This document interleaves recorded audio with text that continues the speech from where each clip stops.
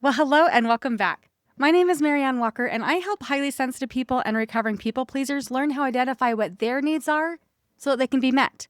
And today we're going to be talking about something that many people don't even realize that they're doing. They're remaining in indecision. But here's the truth, is indecision is actually a decision. Many people tell themselves that, well, I just haven't made up a decision yet. So they might say things like, well, I'm still thinking about it. I'm not sure what I want yet. I'll make change after I have things all figured out. But sometimes months go by, or maybe even years go by, and they're still in the same place. They haven't moved forward. They haven't stepped away. They're just kind of stuck in the middle. But here's the thing that most people don't realize. When you remain in indecision, you are still making a decision. You're essentially deciding to keep things exactly the way that they are. So let's talk about a few of the spaces that this shows up. And we'll start with relationships, because this is where a lot of indecision shows up. So somebody might be asking themselves questions like, well, is this person the one? Should I stay in this relationship? Should we move forward together, or should we go our separate ways? They stay in uncertainty. And they keep telling themselves, well, I just need more time to figure this out. But when you remain in indecision in a relationship, you're actually choosing to allow things to continue to go along exactly as they are. You're not moving forward, and you're not stepping away. And so essentially you're choosing this new status quo. And the problem with that is staying in the status quo, it rarely creates feelings of commitment, clarity, or security.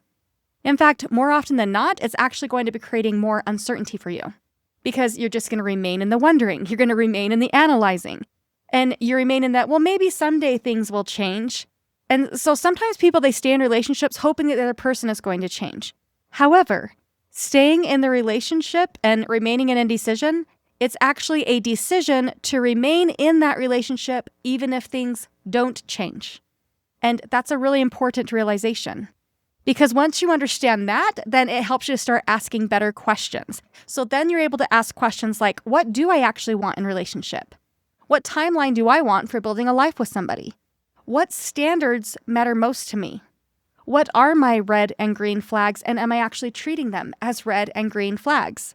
Clarity starts to appear when we stop pretending that indecision is just some neutral thing and that things will eventually get better, okay? Indecision keeps things the same. It keeps you stuck. And it is a choice to stay exactly where you're at. Now let's talk about another area where indecision shows up a lot, and that's around career choices. Maybe you're early in your career and you're trying to figure out what direction to take, or maybe you've been working at a job for a few years and you feel like it isn't right anymore. Maybe you're wondering if you should go back to school and get a new degree. You might be thinking, well, I don't know if I should change careers. I don't know if I should go back to school. I don't know if this is the right time for me to make change. And so you stay exactly where you're at. But again, indecision is still a decision. It's a decision to keep your current situation going.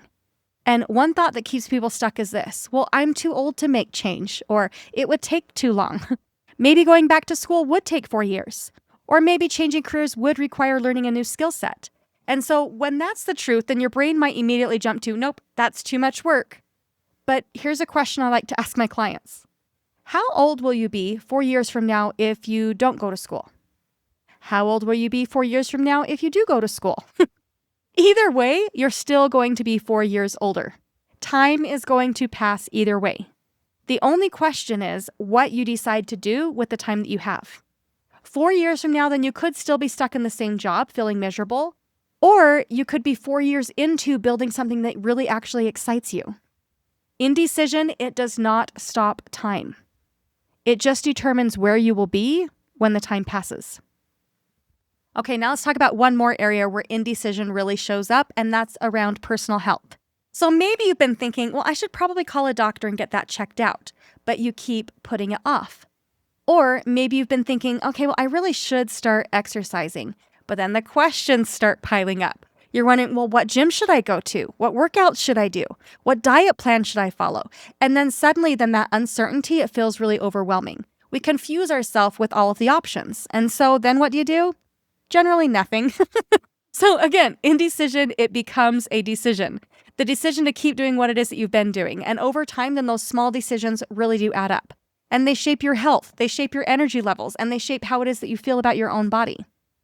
Now, here's a really important thing to know is if you find yourself stuck in indecision, I want you to hear this part very clearly, okay? Nothing's wrong with you. In fact, your brain is doing exactly what it was designed to do. And this kind of brings us to something I want to talk about called the motivational triad. Okay? Your brain is motivated by three things. It is motivated by avoiding pain. It is motivated by seeking pleasure, and it is motivated by saving energy. This means that if you're struggling to make the changes that you want to make, it doesn't mean anything's wrong with you.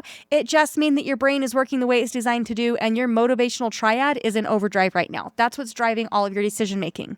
Because your brain is designed to avoid pain, of course you're not going to want to work out.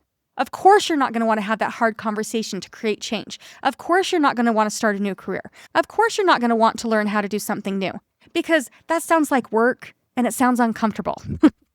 Because your brain is wired to seek pleasure, of course you're going to eat those cookies instead of making a salad.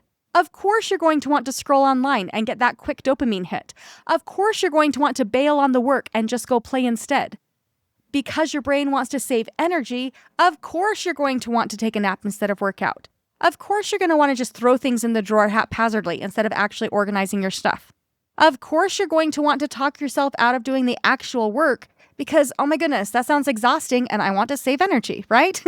So nothing is wrong with you if this is how you're showing up. Your brain is just working in the way it's supposed to, but it is also keeping you stuck. When your brain sees something that might be uncomfortable, it immediately tries to avoid it. Your brain will say, ugh, that sounds hard. That sounds uncomfortable. No, let's not do that, right? Because your brain wants to avoid pain. So instead of doing something challenging, like preparing a healthy meal, then your brain's going to say something like, no, let's just eat cookies instead. Let's hit the drive-thru. Let's scroll on our phone. Let's watch another episode.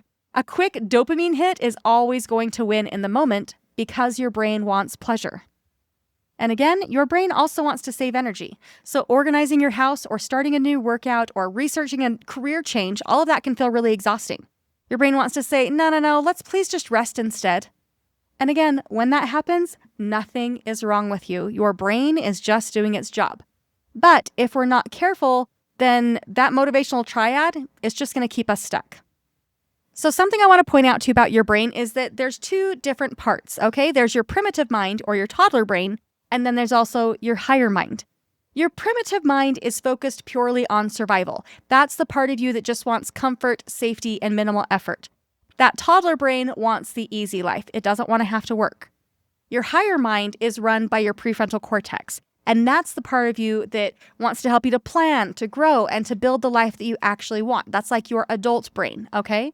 This means that when your primitive mind might be saying things like, nah, change is uncomfortable, then your higher mind can step in and say, yeah, and that discomfort is totally worth the end result. That's exactly what we're looking for here. Your toddler brain, it can only see what you want right now in this very present moment.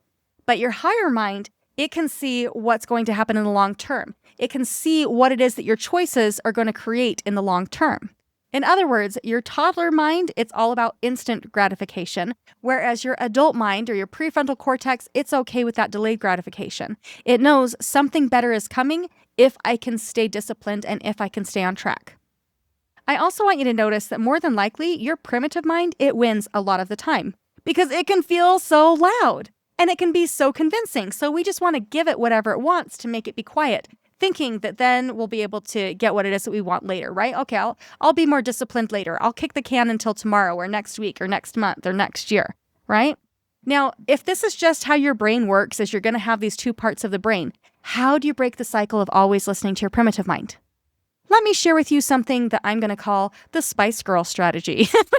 Now, this is something that I personally do. You can laugh at me. It's 100% okay, but it works, okay?